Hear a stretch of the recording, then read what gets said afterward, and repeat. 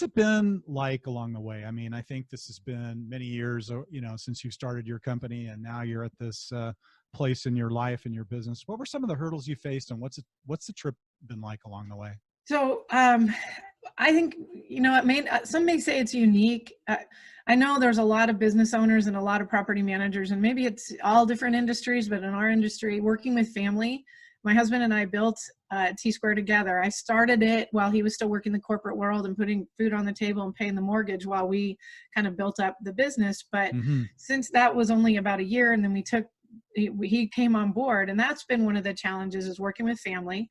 There's definitely a fine line of communication, and when do you stop that communication at home and keep it at work, and where does that blending come into play? And that's one of the unique things that I've experienced. I think the other thing in building your own business is that it needs to take on your own personality. Everybody runs their businesses differently. We talk about a portfolio style, and then we talk about a departmental style. We talk about employees or 1099 folks that work for you, and or W-2 or 1099 folks. And I think it all gets down to what's your true style, and where can you thrive and have your business thrive in those unique opportunities. Just in my experience in the last year, being president-elect, and then this year president, talking to different people, just learning about how people are doing it. There's so many different ways to skin a cat, if you will, that knowing what that style is that helps you get to the next level, I guess, is probably one of the things I've learned.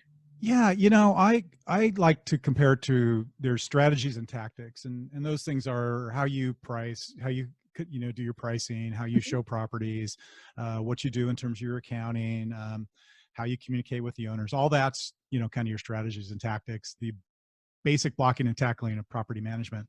But I like to think that companies who have a solid foundation in some guiding principles or maybe personal values are the ones that really have that foundation that can make it through all the years and are built to last and weather the storm. And it seems like you kind of have that same philosophy. We do. And we actually went in, I guess if I had, there's so many things that you sit back after you've worked on your company, and you've worked in your company for so long, and you think, gosh, I wish I would have known this sooner, or I wish I would have written down all the processes as I was doing them, instead of like pulling my hair out trying to do everything all at the same time.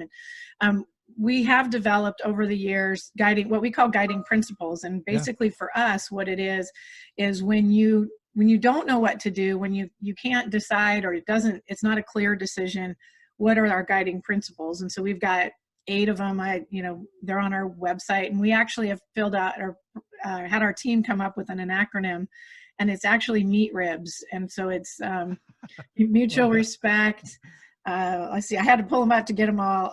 Enjoyment, accountability, transparency. Let's see, the B is betterment. S is selflessness, responsiveness, all those kinds of things. And it's not so much the word, but it's the characteristic behind it. So betterment is making the job and our careers better for one another, while at the same time that creates a betterment for the company. Mm-hmm. The integrity, the transparency, how much, letting the owners and clients and tenants and vendors see exactly what we're doing. We have nothing to hide.